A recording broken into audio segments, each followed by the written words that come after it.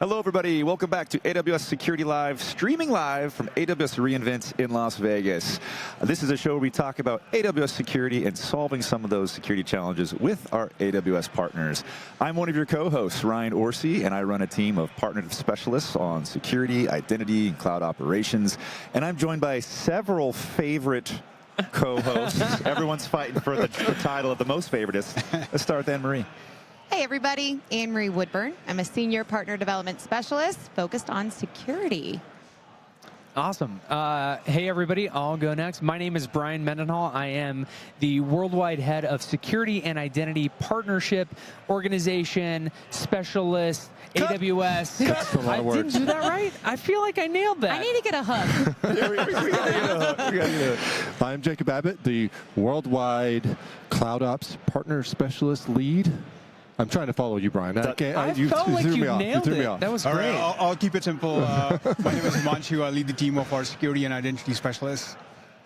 Wow, that was too short. That was too short. Is that all? Come on. Is that? But there's a lot to unpack there, Himanshu. There's a lot to unpack. Yes. Speaking of unpacking, we've had a great day today interviewing a lot of amazing partners, a lot of AWS experts today on Security Live. What did you all hear? What did you think about some of these interviews? I think we had a lot of great speakers. Nandini was up here talking about cloud operations and the next sort of like evolution of where we want to take our operational services.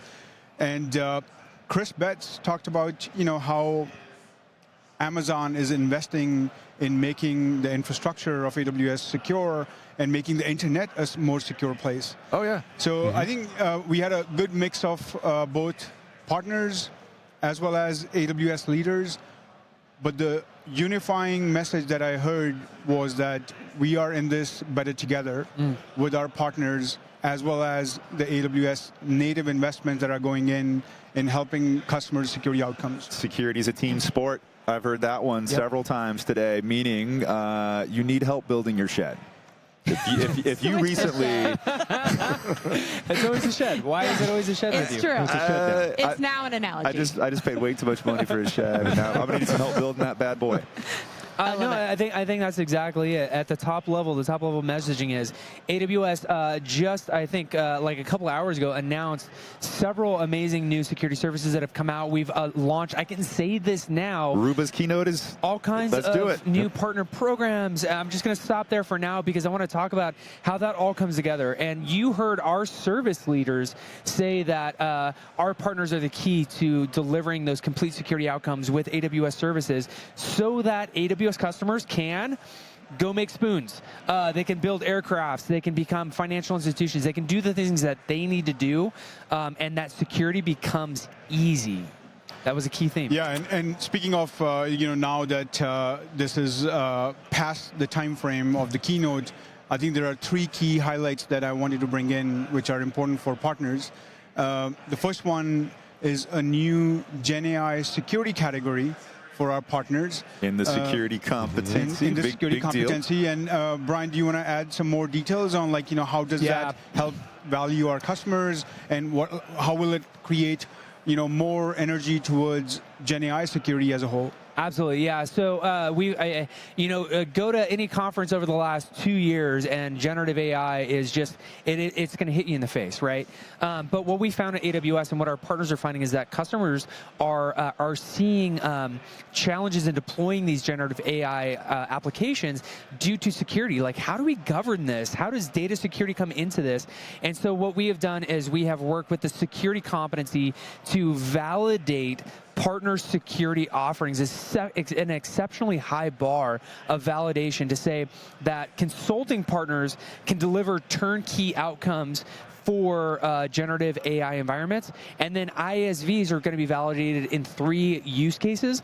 One is going to be AI Security Posture Management, also known as AI SPM. I figured out that if I say the definition first, we're going to have to split the tip jar. The next one is going to be Data Security Posture Management for AI. We talked a lot about Data Security Posture Management for generative AI environments today. And then the last one is Threat Detection for generative AI environments. environments, look at all of the vulnerabilities that are out there for generative AI environments, and understanding the uniqueness of those vulnerabilities, and that the threat detection landscape is just a little bit different for those environments, and we want to make sure our customers feel secure. Perfect. And then we had Hart Rossman here with our friends from Unit 42 and Palo Alto.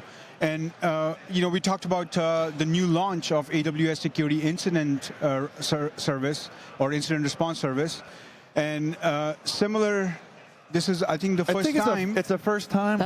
We are launching a partner category along with the service. And Marie, you want to provide some details around the AWS Security Incident Response Partner Program? Yes, so the threat landscape, right? We want to make sure that we are reacting to our incidents quicker and doing that with our partners. So this was the first time that AWS launched a service and launched it alongside our partners. So we've got some consulting partners and SIs as well as ISVs that are experts in incident response, and they've been validated and are part of that program with us, making sure we're going to our customers and responding quicker to those things together with AWS. So we're so excited to be launching that. And thank you to our partners for being part of that. There are too many to name right now, but we're very grateful for them. And you can check out some of our press releases that are out there in our blogs to learn more about it. Yeah, that's I'm really excited about that, because I think we were talking earlier, the Better Together story will come and help customers overcome these security incidents in a faster or decreasing the mean time to response. Well, it's a great matchup, right? AWS Security Incident Response, dealing with security incidents in the AWS environments, partners that are validated in the AWS Security Incident Response specialization, if I'm saying that correct, Anne-Marie, blink twice. You hit it. All right. They're doing side-by-side incident response with our own AWS teams, and then, I think we would all agree, right? We're very customer obsessed. If that incident involves, say, the back end running in AWS, and we've taken care of that particular situation, what if other pieces of the application are running elsewhere? The partners can then continue on the investigation, sharing tactics, techniques, and procedures with our AWS incident response team, but it's all in light of make sure that customer environment is as secure as possible post an incident. Incident response is a team sport for the first time ever, right? It has always been, I have an incident and then I go to those people over there, this team comes in, and it's always been kind of a siloed effort. And I think for the first time ever, we're saying, hey, no, actually we deliver better outcomes, we respond quicker, we remediate, we go through the entire incident response lifecycle quicker, better with best of breed technologies when we work together. And that's exactly what we're doing with this program. And not just, oh, sorry, go ahead. Yeah, and finally, the one that's nearest and dearest to most of us is the Amazon Security Lake Partner Ready program, right? Amazon Security Lake's taken off. It's a lot of gravity because it's helping customers solve a very important and challenging problem to orchestrate all their log data in one place, so that then security teams, operations teams can actually use that, utilize that in an open cybersecurity schema framework, OCSF. Jacob, you want to add some thoughts on that, where and how partners will benefit with that? I'm just excited to be up here, guys. You guys. I love it. Just happy to be here. Well, I'm talking of one team, right? Yeah. You're killing it, You're bud. bringing the team together. We got cloud operations representing up here, right? Absolutely. Can't have security without observability and management and governance. So I'm really happy that you guys brought Nandini in. And the other nice thing is all of these partners that you had today were our cloud operations competency partners as well, right? Either in the governance or observability space or management space. So we're really happy that you guys could bring this in there. No, I think there's a lot of synergy. That's a thing in the jar. Synergy, can't say synergy. Illegal. Synergy? Wait. Go to jail. Brian, let's get the close-up. Say synergy. Synergy? Synergy. Stop it. Wow, this must have been something that I missed during the day. Oh, yeah. You missed that one. Yeah. You missed that one. But everything starts with the log. We've been talking about this for a while, right? Nandini, head of our cloud operations, observability, and search services at AWS. And then we had G. Rittenhouse, head of our AWS security services. And both are talking about everything starts with a log.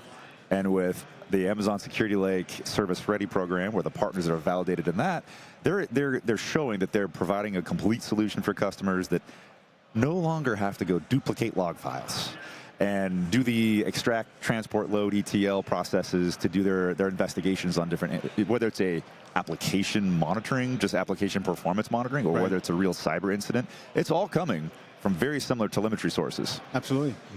And by the way, there has been a lot of service launches. You know, at least reInvent for me is also not just a builder event, but it like showcases our working backwards culture, where like a lot of the hard work that the teams put in, this is where it all comes to fruition. From the security, identity, and cloud ops domain, I think there are a lot of service launches. We'll probably share a lot of those in recaps in the next coming few weeks and over the next few months as well. But there are three that stand out that I am really excited about. Customers have always been talking about secure by default. So in our identity and access management domain, I think the teams have done an excellent job to now provide a centralized root account management access, which is one place integrated with AWS organizations, because that's like such a critical part of an AWS account and infrastructure is the root account. And we've taken steps in enabling MFA, multi-factor authentication, and also making it easier for passwordless and passkey options for our customers. But then still, customers were like, hey, I still need to have to go into every single account to manage the access keys, the policies, the rotations of the secrets on those root accounts. And I think by this feature now, not only does it make it much more simpler from one single place to orchestrate that all across the AWS organization, but also eliminate some of these root MFA users where they don't need to be in certain accounts. It's not always necessary, right? Why expand that attack surface unnecessarily? And you mentioned working backwards. It's a concept we have at Amazon of working backwards from customer problems and figuring out exactly how to solve those problems. We learned with IBM recently, right, that we've done over a 12-month kind of stealth mode co-development engineering working backwards process with them on autonomous security for cloud or their ASC solution. I thought that was really cool. Basically, feeding in, as Brian said, feeding in regulatory compliance, PDFs, Excel spreadsheets, web pages into a system with generative AI to actually condense that into infrastructure as code configuration changes in your cloud environment to prove you are compliant in these particular areas and not having to go map those controls yourself. And not just third-party compliance regulations, but also your own security posture, your own security governance to say, not just this, but also I want these controls in place. I want these checks. I want this to work in this way. And it actually generates the code for you. So we're starting to see third-party solutions that are stitching together, typically disparate security controls into holistic security posture and outcomes. And I think that was also a consistent thread with what G had mentioned on the show as well, making security simpler and easier by bringing together these services to deliver a very specific outcome. Absolutely, and I think that's where partners play a tremendous role in providing customers these turnkey solutions. And then another one that I'm really excited about, which I think partners will actually take full value of, that is we've always had service control policies, right, where you want to apply a service control on S3 as a whole, you can define a policy. But now with the launch of resource control policies or RCPs that are integrated with AWS organizations, I can see partners doing a ton of good work there, orchestrating these policies on behalf of customers so that these teams, application development teams, developer teams, they're starting their journey right to begin with and preventing some of those incidents or threats to happen or misconfigurations to happen to begin with. 100%. And another trend of it we heard today, I think across the board, was let's not move log data around unnecessarily or store it for all time and incur that cost without having that value. We had Splunk here with Mark Terenzoni as well and Colin from Splunk, and they were talking about federated search capabilities and analytics. And Jacob, this kind of falls into your cloud operations. Basically, the convergence of observability and security use cases. I mean, Splunk was one of the earliest ones to figure out, hey, it's the same logs we're dealing with here to figure out how healthy an application is or whether or not we're under a cyber attack. You want to talk a little bit about that? Yeah, I mean, I think we hear from customers and partners as well, moving data around, incurring cost, right, on having to move that data as well as pay for a service. It's not being frugal as an Amazon principle. Way to work that one in. Nice. Okay. Brownie points for this man. That's right. Give him a coin, all right? But I also see more integration with OSCF and with do I have to do a coin for that? No, you're good. We already declined it. It's a known term now. Okay, we're good. as well as our observability and open search tools, right? So we're going to start to see some more security and collection of logs being merged together, which is going to be helpful, right? And looking in one spot. Absolutely, yeah.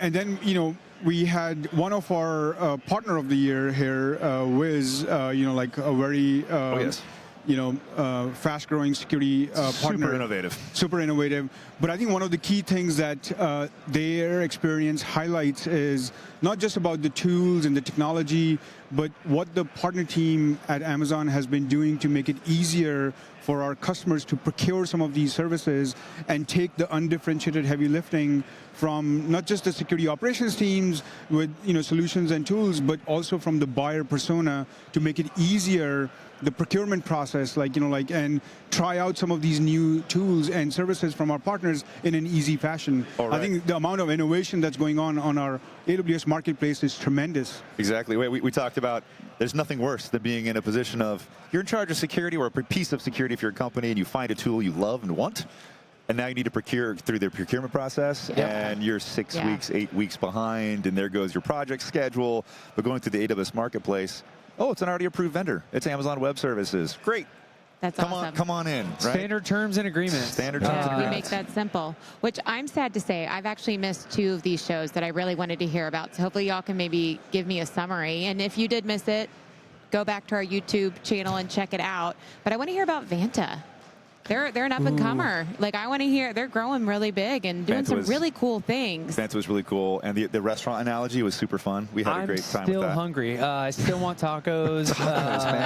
Here, feel free to deliver at any point, but we could reach right behind us, so the taco could be delivered. It'd be amazing. The ability to automate the GRC, the governance, risk, and compliance good job. process. You see that? I said I got him moving over here. But the ability to automate that process is near and dear to my heart as having gone through SOC 2 security operation compliance 2 process where it's not just one person holding the spreadsheet that is responsible for this manual attestation, but it's also them reaching throughout the business to understand where those subject matter experts are. Or I think Will called it navigating the jungle of your company.